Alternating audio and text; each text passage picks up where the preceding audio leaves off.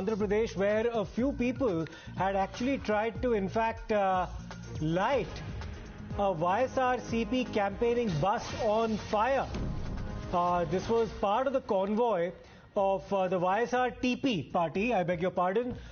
Chief Sharmila Reddy, she was doing a Padyatra across different parts of Telangana, and one of the campaigning buses, which was part of a convoy and was used as a lunch vehicle, had got damaged due to a minor fire. Let me in fact go across to Somit for more on this.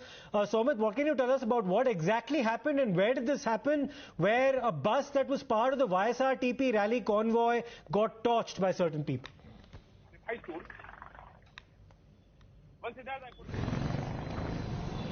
Well, Siddharth, I couldn't hear you. Can you please repeat the question? Yeah, what can you tell us about what exactly happened and where exactly did this happen during the YSRTP campaign trail in Telangana?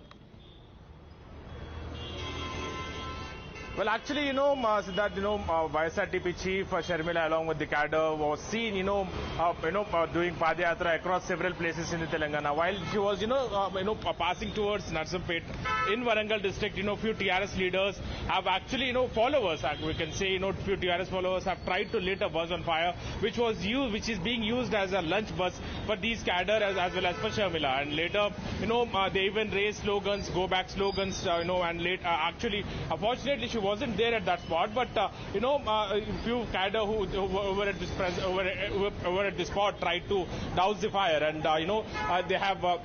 they have later called the police, and police reached the spot, and they tried to initially douse the fire and tried to explain it to the YSRTP cadre, and later it is stated that a few TRS followers who have tried to lit the fire, they also fled away from the spot, and police said that once they receive the petition, once they receive the complaint from the YSRTP leaders, they'll be also lodging a complaint. As of now, they're trying to speak to the YSRTP leaders, and they're staging a protest at that spot. Actually, the bus and also the other vehicles which took part in the campaign, they were altered, they were kept there, and the bus and the other vehicles were altered there, and at that time these TRS followers came there at that spot and they tried to lit this bus, and also they tried to put this on fire, and however they ran away from the spot later, and these YSRTP leaders and the followers, they doused the fire, and police arrived at the spot. Right now protest is going on, and initially they are trying to explain the situation to the YSRTP leaders, and that also the ACP of the Narsampet have stated that they are actually speaking to the YSRTP chief, and they are giving the assurance that whoever did this, they will be taken into the custody very soon. And Somit, one of the reasons why the YSRTP was founded was, of course, to gain a foothold in the state of Telangana. And we're seeing this ugly fight now break out between the YSRTP as well as the ruling TRS dispensation. Any indications as to who's been arrested so far in this particular matter? But before that, let me in fact go across. We're getting a response from the TRS. Mr. Khaleequr Rahman joins us on the broadcast. Mr. Rahman, this was allegedly an act committed by members of the TRS, which is what we're getting to hear. What's your response, and will any follow-up action be taken by the Telangana police now? No, first of all, let me tell you that because our workers are not at all involved in this. Okay. This seems to be the internal fight between the YSRCP workers actually and the people there.